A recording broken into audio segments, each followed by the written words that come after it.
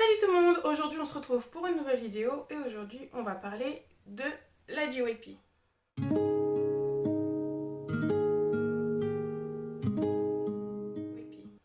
Donc on continue la série sur l'histoire des agences et là je m'attaque à un plutôt gros morceau puisque on va tout simplement s'attaquer à la JYP, agence qui fait partie du Big Three bien sûr, mais agence avec beaucoup de groupes.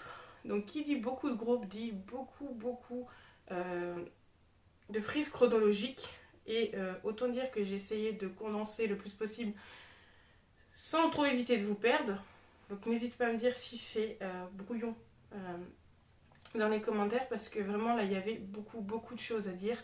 Et j'ai pas pu parler de tous les groupes, j'ai vraiment pris les groupes les plus connus de la JYP. Et vous allez voir qu'il y a aussi pas mal de choses à dire par rapport à la façon dont ils traitent leurs artistes et les scandales. Pareil, les scandales, j'ai pas pu tout prendre, il y en avait trop. Donc on va commencer, comme je vous l'ai dit, avec l'histoire de l'agence et autant vous accrocher puisqu'elle est plutôt assez dense. Park Jin-young crée la compagnie en 1997 sous le nom de Taeyong Planning Corporation qui deviendra en 2001 la JYP Entertainment. En 1999, la société de divertissement Sidious HQ a présenté les futurs membres du groupe God. Et Park Jin-young, donc je vous le mets ici puisque Park Jin-young sera autre que le producteur et le mentor du groupe. Donc c'est pour ça que je le mets ici puisque donc c'est en accord avec la Sidious HQ que le groupe fera ses débuts sous la coupe de JYP sans trop être dans l'agence puisque JYP est leur producteur et leur mentor, mais le groupe n'est pas signé sous la JYP. Donc le groupe commence le 13 janvier 1999, donc géré par la Sidious HQ, mais leur premier album est composé entièrement par JYP. Donc je vais faire une petite aparté genre tout de suite. Quand je vais parler en fait de Park Jin-young, je vais dire JYP parce que c'est plus long, sinon ça va être trop long. Et quand je parlerai de l'agence, je dirai JYP Entertainment. Donc si je dis JYP, c'est l'homme. Si je dis JYP Entertainment, c'est l'agence. Comme ça, pour pas trop vous perdre, parce que sinon ça va être compliqué. Mais voilà. En décembre 2000, la JYP Entertainment signe le trainer Rain. Donc j'ai pas besoin de présenter Rain, je pense. Mais ce dernier fera ses débuts 2 ans plus tard et va connaître une grosse popularité dans les pays d'Asie. Et ça s'est fortement vu lors de son 3e album studio qui n'est autre que It's Rainism. J'ai pas besoin de présenter Rainism non plus. Le 27 décembre 2002, JYP montre son premier groupe composé de 4 membres qui sont plus orientés sur le vocal. Ce groupe s'appelait Noël. Mais malheureusement, on n'en a pas entendu parler longtemps puisque ils n'ont pas eu le succès escompté, donc on n'en a plus entendu parler par la suite. En mai 2006, JYP forme son premier groupe féminin qui n'est autre que Wonder Girl, qui a été un tel succès qu'en 2009, elle rentre dans le Billboard Top Hot 100 et que c'est le premier groupe à le faire en fait. Parce que c'est leur chanson Nobody qui s'est classée au 76e rang. Vous allez me dire c'est pas beaucoup sur 100, mais c'est un des premiers groupes de K-pop à le faire. En fait. Il faut savoir que cette popularité a tellement fonctionné que le groupe Wonder Girl a fait les premières parties de quelques concerts des Jonas Brothers. Le multivers, c'est incroyable, mais Wonder Girl a fait la première partie des Jonas Brothers sur plusieurs de leurs concerts. En 2004, le groupe God, qui était sous Sidious HQ, donc ne re-signe pas chez Sidious, mais va signer chez JYP. En 2007, Rain part de la JYP et crée sa propre agence qui s'appelle G-Tunes Entertainment, mais ce dernier déclare qu'il garde une très bonne relation avec JYP. Et ça se voit en fait par la suite puisqu'ils ont encore beaucoup d'interactions ensemble. Park Jin-young ouvre une succursale aux États-Unis qui s'appelle donc JYP USA. Elle était à New York, donc elle est arrivée en 2007. Donc JYP USA arrive en 2007 à New York. Et l'intention en fait de JYP, c'est de former en fait des artistes étrangers, donc plutôt américains, pour pouvoir les faire entrer plus facilement en fait dans le monde de la K-pop. En octobre 2008, l'agence s'étend encore en créant une branche en Chine qui s'appelle le JYP Beijing Center. Donc JYP ensuite crée conjointement la société de production de séries télévisées Woollim avec High East, je crois.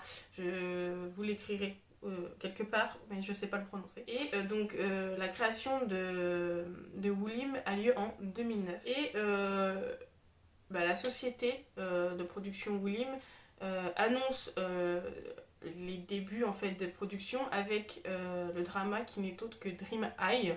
Donc j'ai pas besoin de vous présenter le cast de Dream High, je pense. C'est un drama très court mais super bien. Le 28 décembre 2010, il est annoncé que JYP devient l'un des actionnaires principaux de la Jitoon Entertainment, qui est l'agence de Rain.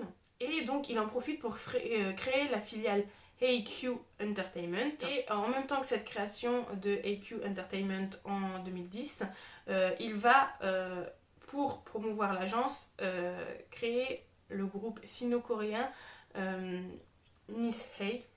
En novembre 2011, la filiale américaine JYP Creative a été créée, mais à ce moment-là, en fait, JYP fait état d'un scandale puisque JYP a investi pas loin de 1,2 million de dollars américains dans la succursale, mais à peine un an plus tard, en fait, cette succursale en fait engendre une perte de 1,5 million de dollars. Donc JYP se voit dans l'obligation de liquider la succursale pour ne pas perdre plus d'argent. Et donc du coup, il ferme tout ce qui est opération américaine, dont la succursale qui était à New York. Parce que JYP Creative n'était pas la même que la succursale de New York.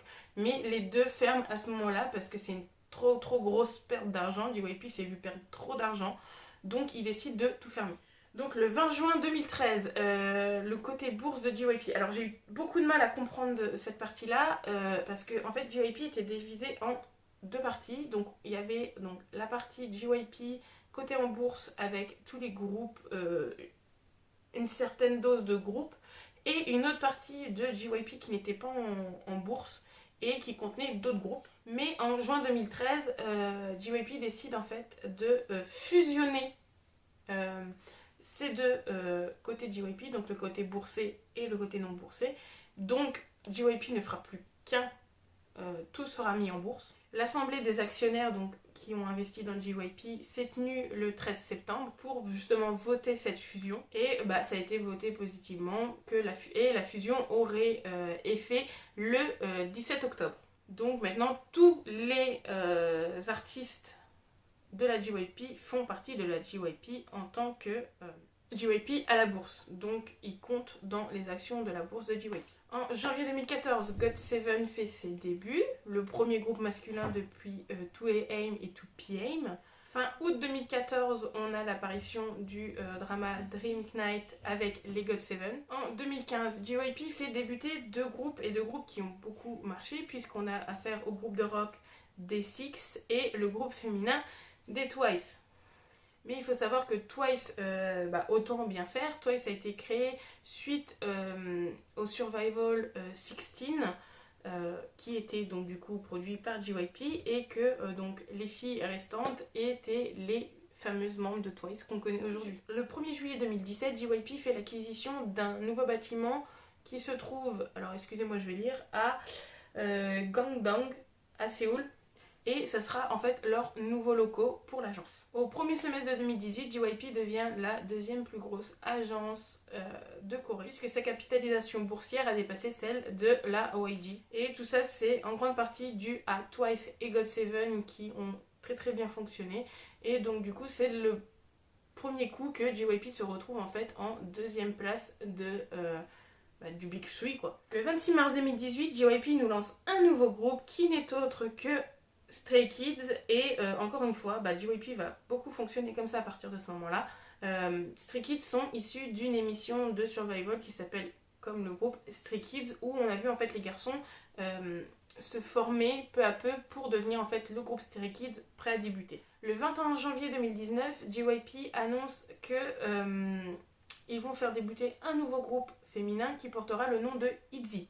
Le 12 février, le groupe sort son premier album avec leur chanson phare qui s'appelle Dala Dala, et elles vont très très bien fonctionner dès le départ. Le 24 juillet 2019, JYP annonce que la branche d'acteurs de la JYP va fermer et que donc tous les acteurs qui étaient sous la JYP vont aller dans d'autres agences, dont Suzy. Hein, j'ai pas besoin de présenter Suzy au niveau des dramas, mais Suzy qui va devoir donc du coup partir de la JYP. Le 10 janvier 2021, il a été annoncé donc par la JYP Entertainment que les GOT7 ne renouvelaient pas leur contrat et que du coup ces derniers partaient de l'agence. Le 26 avril 2021, on a appris que JYP allait collaborer avec Psy et donc du coup l'agence P-Nation pour créer un nouveau groupe grâce à une émission, et c'est le 12 juillet que JYP annonce le début du NIZY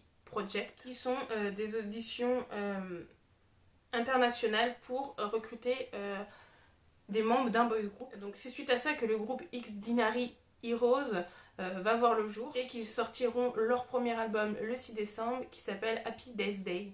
Et pour finir sur une note un peu plus légère, c'est la dernière information, je vous le promets, le 12 juillet 2022, les Twice ont décidé de toutes re-signer leur contrat avec la JYP.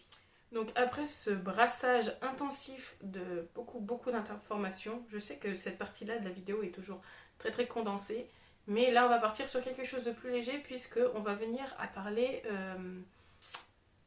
de la façon dont la JYP Entertainment traite ses artistes. Donc ça va être un peu plus rapide, même si j'ai dit que ça allait être assez condensé, enfin assez gros, puisque j'ai déjà un peu abordé le sujet dans ma vidéo que je vous mettrai dans le petit i. J'ai parlé en fait des problèmes de JYP, et dans cette vidéo là en fait je vous explique déjà que la JYP Entertainment est connue pour donner une surcharge de travail à leurs idoles, surtout en ce qui concerne Twice et Stray Kids, qui sont des groupes qui fonctionnent très bien. Pour revenir rapidement dessus, pour ne pas vous obliger en fait à aller voir la vidéo, c'est surtout si vous voulez des compléments d'information, parce que là j'en parle vraiment, ça a une partie dédiée. Mais JYP Entertainment fait surtravailler en fait leur groupe qui fonctionne. Twice et Stray Kids ont des programmes incroyables. On se demande en fait quand est-ce qu'ils dorment, quand est-ce qu'ils peuvent se reposer. Et en fait ils sont comeback sur comeback. En plus, JYP joue en Corée et au Japon. Donc ils ont une carrière japonaise et une carrière coréenne, qui fait que des fois ils se retrouvent sans repos sur une durée énorme. Ce qui fait que on voit des problèmes de fatigue, des problèmes de santé. Les deux membres des Twice ont dû se mettre en hiatus pendant un certain moment dû à des problèmes de santé. Les Stray Kids, il y a Anne qui a des problèmes de santé. Il y a eu aussi donc Hyunjin, mais Hyunjin c'est suite à une fausse accusation de harcèlement. Ce qui fait que ça faisait que on avait l'impression qu'en fait ils se reposaient jamais, donc du coup les idoles en fait n'en pouvaient plus, ils atteignaient un taux de fatigue qui était pas supportable, et que du coup ils étaient obligés de se mettre en hiatus. Donc niveau traitement des idoles, on peut faire beaucoup mieux que la JYP. Et j'ai trouvé une information, je n'étais pas au courant jusqu'à ce que je fasse mes recherches, mais il y a un stagiaire de la JYP qui s'appelait donc Kylian, qui a tout simplement été renvoyé de la JYP puisque on a appris qu'il était gay. Il était homosexuel. Donc la JYP a décidé de le mettre dehors. Donc Kylian ne se cache pas du tout. Lors d'une interview, il dit clairement je suis gay, mais les Coréens étaient très conservateurs à propos de l'homosexualité à l'époque. Alors à la fin, ils m'ont demandé de partir à cause de ça. Donc Kylian explique que lorsqu'il était à la JYP en tant que stagiaire, il a été surpris en train de sortir donc une relation avec un autre stagiaire de la JYP, et que lui qui croyait qu'il allait pouvoir réaliser enfin son rêve de devenir une star, s'est vu tout effacé par la JYP en fait, qui n'a pas voulu prendre le risque d'avoir une idole homosexuelle dans leur agence. Et en plus donc du fait qu'il soit homosexuel, il dit que le fait qu'il n'était pas en fait coréen et plutôt hongkongais a fait que ça n'a pas aidé en fait et que JYP a décidé de le mettre dehors. Donc le fait qu'il soit gay n'a pas plu à la JYP, en plus qu'il soit d'une autre origine, donc ça, tout ça condensé, la JYP a un peu plus utilisé l'idée de t'es pas trop coréen donc dehors, mais ça ne marche pas puisque Bam Bam n'est pas coréen, Jackson n'est pas coréen, Tsuyu n'est pas coréenne, Sana n'est pas coréenne. Donc ça marche pas, c'est plutôt l'excuse du fait qu'il soit homosexuel qui fait que JYP l'a mis dehors. On peut aussi parler du fait que JYP s'occupe plus de ces nouveaux groupes et des groupes qui fonctionnent que de ces anciens groupes. Pareil, c'est la même vidéo, je vous la laisse dans le petit. L'abandon en fait des GOT7. Les GOT7 sont partis de la JYP. Parce qu'ils ne pouvaient pas être dans la composition de leur album, dans la production comme ils le voulaient. JYP voulait leur faire prendre JYP Entertainment voulait leur faire prendre une toute autre route. Donc ça déjà ça leur a pas plu. Mais en plus on peut marquer que JYP arrivait à un moment, je pense que ça arrivait un peu après UR et Look, a décidé de mettre un peu de côté GOT7 pour leur donner un comeback par an, et encore, il y a des moments où on se demandait si on en allait avoir un. Donc les GOT7 qui n'avaient qu'un comeback par an, et quand on prend de l'autre côté les Twice et les Stray Kids qui ont, je crois que c'est 3 ou 4 comebacks par an, ça fait beaucoup. Ils pourraient mieux répartir en fait leur comeback. Les GOT7 étaient un groupe quand même qui fonctionne, c'est eux qui ont un peu fait... Je ne dis pas qu'il y a que, mais GOT7 est un des groupes qui a fait monter la popularité de JYP, et les voir en fait finir comme ça, mis de côté, et vraiment, genre on leur donne un comeback, c'est genre tiens, nous emmerdez pas et prenez votre comeback, quoi. Alors que d'autres groupes étaient fatigués, overbookés parce qu'ils avaient trop de comebacks. Pourquoi ne pas enlever un comeback aux Twice et aux Stray Kids et en donner un deuxième aux GOT7 pour qu'ils aient au moins 2 comebacks par an? Parce que c'est pas comme si, bon, ils ont leurs activités, mais c'est pas comme s'ils étaient overbookés et que faire un autre comeback, ça les embêterait. Non, non, les GOT7, regardez, encore preuve aujourd'hui, les GOT7 existent toujours, même s'ils sont plus dans JYP, ils existent toujours. Ils sont autoproduits, tout ça. C'est eux qui écrivent leurs chansons. Bon, ils ont des équipes derrière eux, mais ils ont réussi à récupérer GOT7 et ils en font aujourd'hui le groupe qu'ils voulaient qui soit en fait. Surtout qu'on peut souligner que beaucoup pensent que JYP porte beaucoup plus d'intérêt au groupe féminin qu'au groupe masculin, et j'ai une vidéo qui appuie sur ce fait. C'est que lors de l'émission Knowing Bro, cette fameuse émission où on est dans une salle de classe, JYP accompagne certains des membres des GOT7 pour présenter leur nouvel album, et à ce moment-là en fait est posée une question. Et les garçons en fait répondent tout simplement qu'une fois JYP les a totalement ignorés. Alors Jin Young raconte que c'est lors de leur début et qu'à un moment JYP leur fait un petit signe de tête alors que eux se penchent pour lui dire bonjour, signe de respect, et que JYP les laisse passer, leur fait une petite tape, ouais. Et que juste après en fait les garçons voient JYP voir Suzy et que tout d'un coup JYP se met en avant et je salue Suzy beaucoup mieux qu'eux en fait. Donc je sais que c'est pris sur le ton de la rigolade sur le coup et que JYP dit je vous ai dit de pas dire ça, mais en fait il tourne ça sur le ton de la rigolade. Mais je me dis que d'un côté s'ils sortent ça, c'est qu'à un moment il y a peut-être une part de vérité là-dedans. C'est que est-ce que JYP ne favorise pas ces groupes féminins par rapport à ces groupes masculins? Maintenant, on va passer à la partie scandale. Et il y en a pas mal. J'en ai pris certains que on est susceptible de pas trop connaître pour pas que vous soyez derrière l'écran. Voilà. Mais il y en avait pas mal aussi. Donc on va commencer en 2009 avec Jay Park. Les fans ont découvert en 2009 d'anciennes publications MySpace de Jay Park qui était trainer à la JYP, et autant dire que c'était pas fameux pour lui comme pour l'agence, puisqu'il disait tout simplement la Corée est gay, je hais les Coréens, je veux retourner aux États-Unis.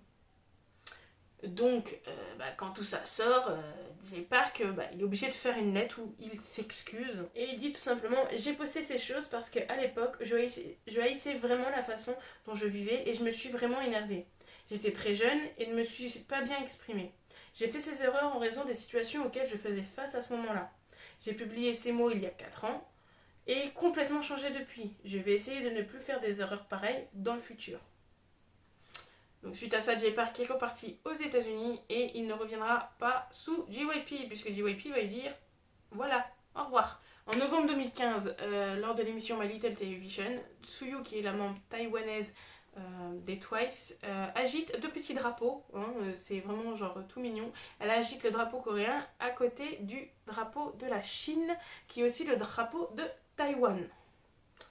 Or, on connaît la situation entre la Chine et la Corée qui n'est vraiment pas glorieuse. Et autant dire que là, ça a été le scandale international. Tsuyu s'est fait lyncher de tous les côtés en fait. Ça a été tellement loin que les Twice n'étaient plus promus à Taïwan, que Tsuyu a été retiré de certaines pubs de Huawei, donc on connaît Huawei. Tsuyu était vraiment, mais même le groupe en eux-mêmes se sont fait lyncher pour ça. Et la controverse a pris tellement d'ampleur en fait que JYP Entertainment a été obligé de poster une vidéo de Tsuyu qui tout simplement en fait s'excuse. Et cette dernière dit: bonjour à tous, il y a quelque chose que je veux vous dire. Il n'y a qu'une seule Chine. Les 2 parties ne font qu'un et j'ai toujours été très fière d'être chinoise. Je me sens extrêmement confuse et désolée envers mon agence et les fans sur internet venant des 2 parties pour le mal que j'ai causé. Et je me sens profondément coupable. J'ai décidé de suspendre toutes mes activités actuelles en Chine et vais désormais réfléchir très sérieusement. Je m'excuse à nouveau, désolée. Ensuite, en juillet 2016, là, sur le coup, moi j'ai rigolé quand j'ai vu ça, mais tout le monde n'a pas pris ça à la rigolade, puisque les GOT7 ont passé une soirée ensemble chez Marc, donc aux États-Unis. Et autant dire que sur les réseaux, ils ont posté des vidéos où il y avait des bouteilles de vide. Ce qui a posé vraiment souci, c'est que on voit dans une des vidéos Yugyeom qui est totalement bourré, hein, c'est le cas de le dire. Il se tient comme ça sur la table, il est rouge, mais rouge, vraiment. Et en fait, le truc qui pose souci, c'est que aux États-Unis, en fait, Yugyeom à ce moment-là n'était pas majeur, puisque aux États-Unis la majorité pour boire c'est 21 ans, et à ce moment-là Yugyeom n'avait que 18 ans. Donc ils ont fait boire un mineur. C'était que ça. Parce que on est d'accord, hein, tant que t'as un groupe d'amis avec des amis qui sont majeurs, tout ça, et c'était le cas, hein, il y en a qui étaient majeurs, vous faire boire un plus jeune tant qu'il est surveillé, il n'y a pas de souci. Mais ce qui pose vraiment un gros souci, c'est que Bam Bam, étant pompette lui aussi, ils vont poster une vidéo où Bam Bam sort le N-word. Et là par contre, c'est pas passé. Et je comprends les gens, je comprends le N-word, c'est quelque chose qui est très tabou et ça ne se fait pas, c'est péjoratif de dire ce mot-là. Et donc du coup, Bam Bam s'est fait un peu incendier sur les réseaux. Et donc du coup, ce dernier va revenir plus tard en s'excusant dans un post Instagram en disant: je veux dire que je suis désolée pour ce que j'ai fait et je sais que tout ceci est de ma faute. Je ne veux pas me taire à ce propos. Je ferai quelque chose lorsque je reviendrai en Corée. Je le promets. Je suis désolée d'avoir éveillé la colère de tant d'entre vous. C'est entièrement de ma faute et je suis désolée. Bon. C'est pas comme s'il l'avait dit aussi en totale possession de ses moyens, il était bourré. On sait que certains, quand ils sont bourrés, voilà, il y a des choses qu'on regrette quand on fait des trucs bourrés. Hein. Donc voilà. Enfin, dans tous les cas, on arrive à la fin de cette vidéo qui explique un peu pourquoi JYP est un des Big Three. Hein, il mérite sa place. Hein. C'est une grosse agence avec des gros groupes qui fonctionnent très bien. Peut-être revoir aussi leur image au niveau du traitement de leurs idoles, revoir un peu comment ils les traitent, hein, revoir ça mieux, à la hausse. Arrêter de ne penser qu'à l'argent et prendre un peu plus soin de la santé de leurs artistes. Les scandales, bah, comme toute agence, il y en a. Et ils sont moins graves quand même que les dramas, les scandales de la YG. Hein. YG, personne ne les dépassera, clairement. Et comme dans toute agence, bah, il y a des artistes, ce sont des humains, ils font des erreurs, donc il y aura forcément des scandales. Dans tous les cas, j'espère que cette vidéo vous aura plu. N'hésitez pas à me dire si vous l'avez aimé en commentaire, quelle agence vous voulez que je fasse pour la suite. Puis bah, je vous souhaite une bonne journée, une bonne soirée en fonction de l'heure à laquelle vous regardez cette vidéo. Et surtout, prenez soin de vous.